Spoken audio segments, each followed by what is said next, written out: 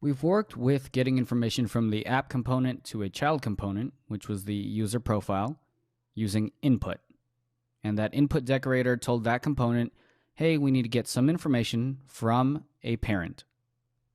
To do the opposite, we want our form to send information out of our component. We're going to use output.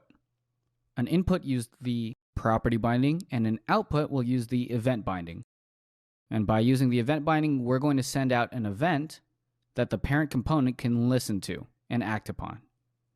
Don't worry if that's a little confusing at first. We're going to make that pretty clear here. Let's start by looking at our application. We're going to go to the app component HTML file. Notice the user is a property binding, which is an input on this user profile. Let's open that up just to double check user profile component. And notice we have an input here of user. That way this component is totally self-contained. It just wants a user and it doesn't really care where it gets it from. It just cares that it has one. Wouldn't it be great if from the parent component, our app component, we have our user form here. We could do something like listen for specific event. And then we'll do on specific event. And that's exactly what we're going to do. Our user form here is going to output an event, and our parent component, the app component, will listen for that specific event. Just like we listen for DOM events like click or submit, we can create our own events, our own custom events, and listen to those custom events. So here's an input, and here is an output.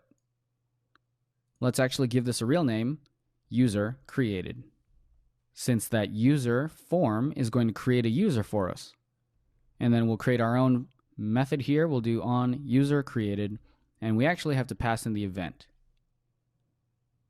That way we can handle the user creation form after it does its thing.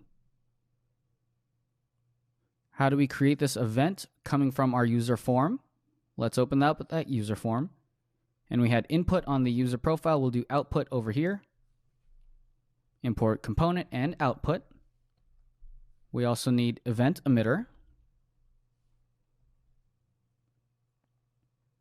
And as you start to work with Angular more, you'll start to remember where you're importing these from.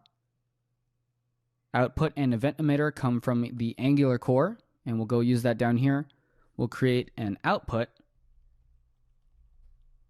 user created, and we'll do a new event emitter. So now we've created a new event called user created, and we have a new event emitter. Next up, we need to make sure that our event is actually used and emitted so that the parent component can listen for that event. Down here on submit, this is where we want to show the event that the user was created.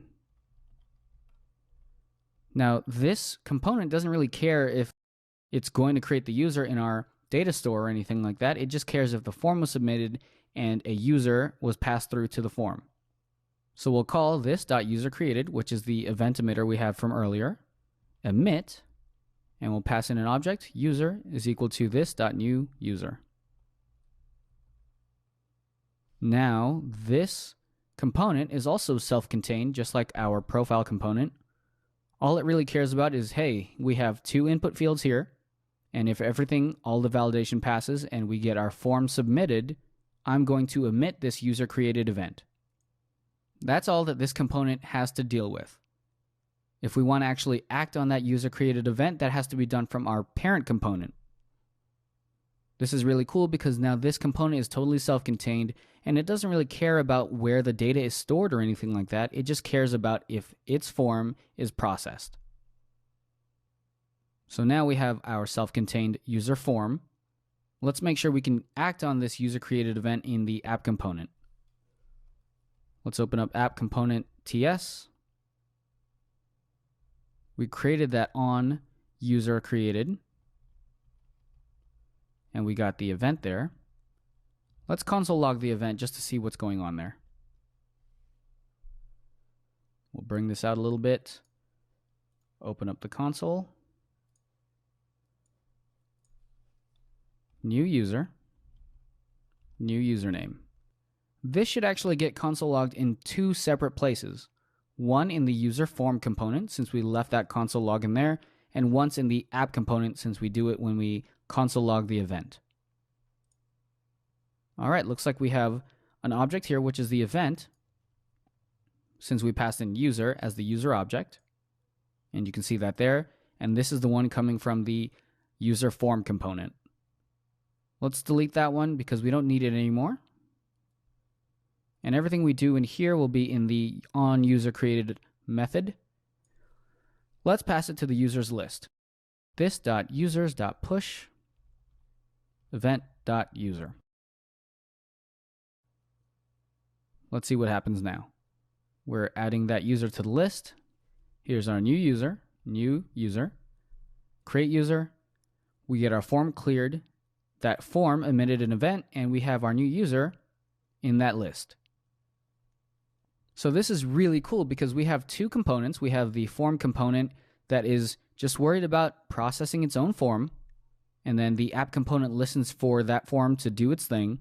It will add it to this list, and automatically it will add new user and be able to show the other child component in the app component and show details for that user profile there. So Angular goes ahead and takes care of all of that movement for us using inputs and outputs.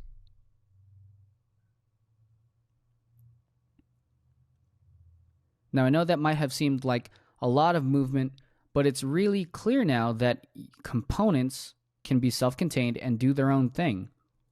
We have a user form here, and we just want to listen for a user-created event. And then we have a user profile here, and we're just passing in a user. So now we've dealt with an input and an output. And those are the two primary ways that components in Angular 2 are going to talk to each other.